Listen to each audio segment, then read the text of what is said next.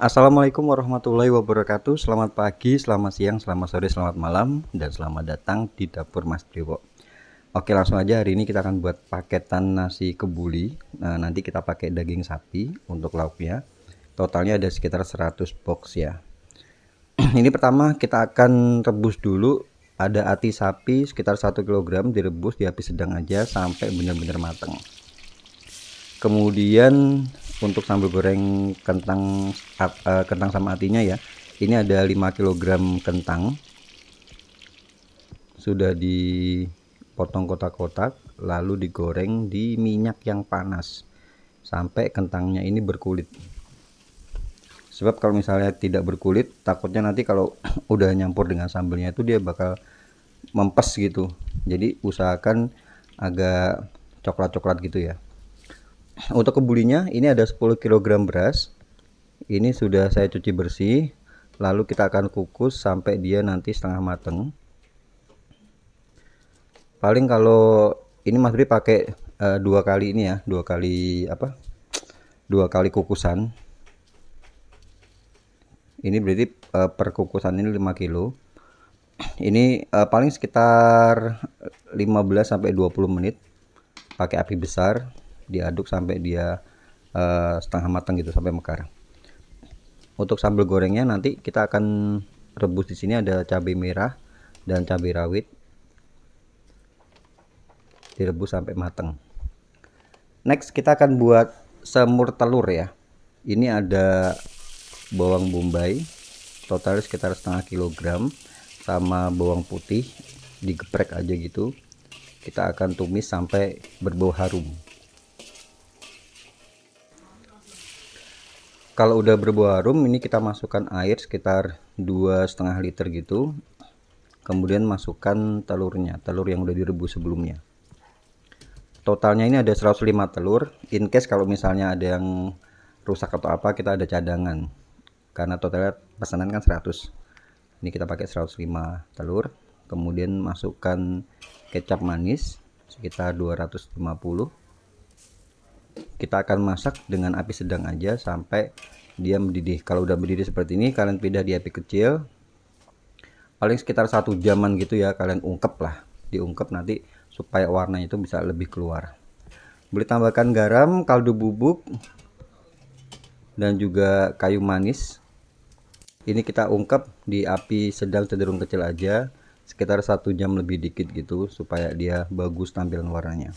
Next untuk bumbu kebuli, ini bumbu rempahnya kita akan sangrai dulu supaya nanti aromanya lebih keluar. Kalian boleh cek di situ.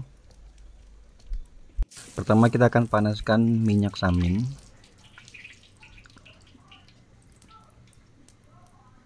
Minyak samin masuk, kemudian nanti baru kita akan masukkan bumbu halusnya.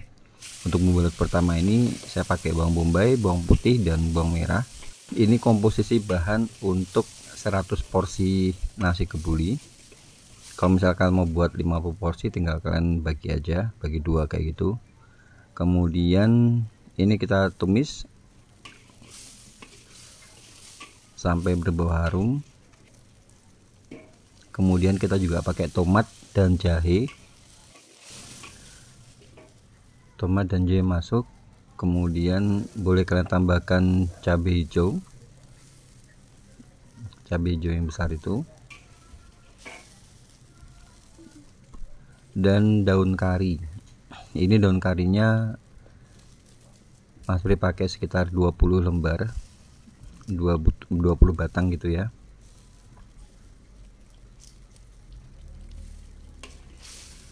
Supaya aromanya tambah mantep. Kemudian ini tinggal kita masukkan bumbu rempah aromatiknya yang udah kita sangrai di awal tadi.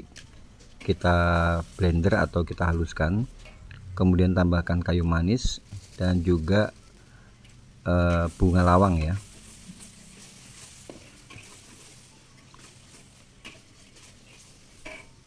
Kemudian ini saya tambahkan 3 sachet kunyit bubuk.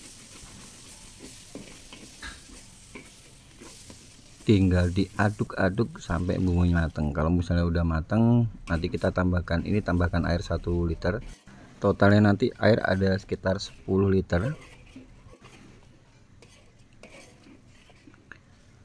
Ini untuk potongan dagingnya 1 kilo Mas Bri potong jadi 20.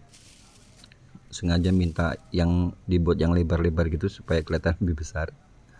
Tergantung harganya juga, kalau misalnya kalau harganya lebih mahal mungkin bisa 1 kilo jadi 15 atau 14 bahkan. Jadi disesuaikan aja dengan budget pesanan ya. Ini daging masuk, tinggal kita ulet seperti ini sampai berubah warna.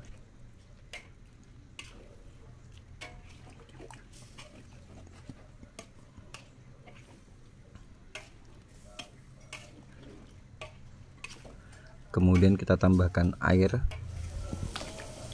dan juga santan. Ini saya pakai 1 liter santan instan. Tinggal diaduk seperti ini. Jadi tadi totalnya air ada 10 liter plus santan instan 1 liter.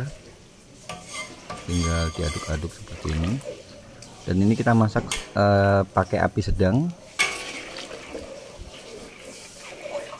Kita tunggu sampai air bumbunya ini mendidih, baru nanti kita tinggal tambahkan kita campur di beras yang udah kita kukus di awal. Perbandingannya 1:1. Kalau berasnya kita pakai 10 kilo, berarti nanti kita tuang air bumbu ini sekitar 10 liter, jadi 1:1.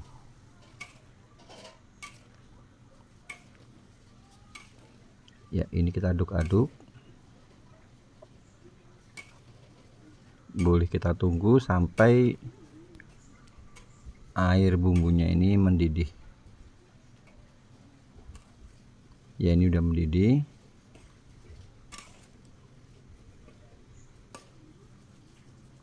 Lalu kita akan ambil ini air bumbunya, kita tuang ke berasnya tadi, beras yang udah kita kukus di depan di awal tadi di aron ya, sebanyak 10 liter.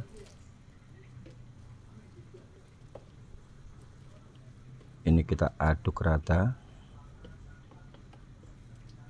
Kalau airnya itu kebanyakan gini nggak apa-apa, tunggu aja, nanti dia akan ngeresep ke berasnya. Untuk garamnya ini untuk 1 kilo beras saya pakai 1 sendok makan garam. Jadi karena ini ada 10 kilogram beras, ini saya pakai 10 sendok makan garam.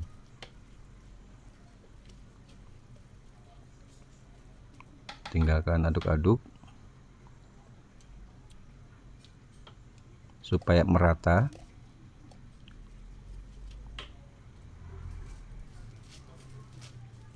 Kemudian saya juga tambahkan kaldu bubuk yang rasa sapi.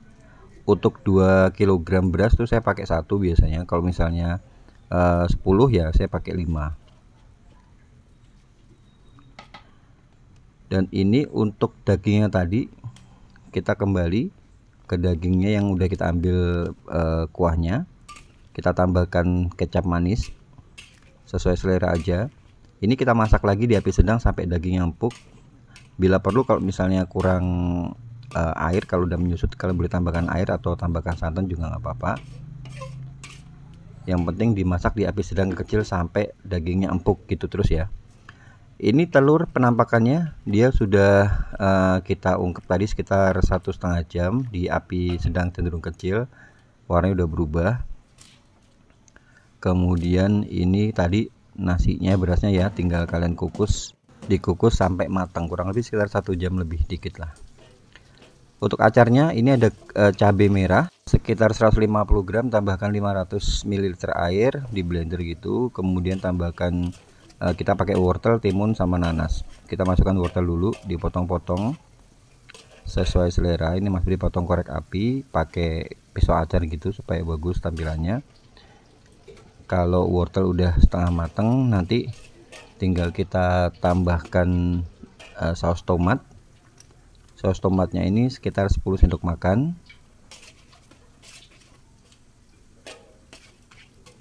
Jadi jangan terlalu matang juga ya, kalau terlalu matang nanti malah nggak enak. Kemudian gula pasir 10 sendok makan.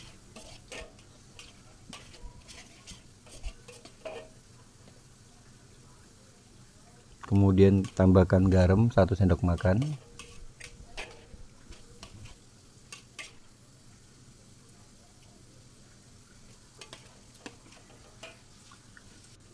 Kalau udah dimasukkan, kalian matikan kompornya. Jadi timun sama nanas itu dimasukkan posisi kompor atau apinya sudah dimatikan. Tinggal kalian ulet. Karena kalau misalnya ini posisinya masih nyala, nanti malah terlalu panas, yang ada hasil malah alum, hancur gitu, malah nggak bagus. Terakhir tinggal kita tambahkan cuka. Ini masih ditambahkan sekitar 8 sendok makan cukanya. Udah jadi, tinggal kita buat sambal goreng kentang atinya. Ini tadi cabai yang udah kita rebus di awal tadi, di blender pakai air, kemudian tambahkan bumbu. Ada bawang merah, bawang putih sama kemiri yang disangrai. Kalian masukkan. Ini kita akan masak sampai kadar airnya menyusut, karena tadi kita blender pakai air ya. Sementara waktu ini kita bisa lihat nasi kebulinya udah mateng. Kemudian terakhir masih ditambahkan minyak samin supaya baunya lebih mantap aromanya. Untuk sambal gorengnya tadi, kalau kadar airnya udah menyusut baru kita tambahkan minyak. Kemudian ini kita tambahkan gula Jawa, masih pakai gula aren. Tambahkan daun salam, laos, dan juga jahe yang digeprek untuk bumbu cemplung aromatiknya. Dimasak sampai bumbunya matang. Nah, kalau bumbunya matang itu tandanya minyaknya udah keluar seperti ini, dan baunya udah sedap, nggak bau langu ya.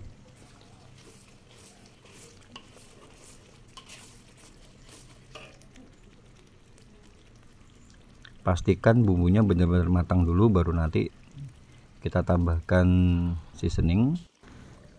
Ini kita tambahkan garam 2 sendok teh, kemudian kita tambahkan kaldu bubuk 2 sendok teh juga.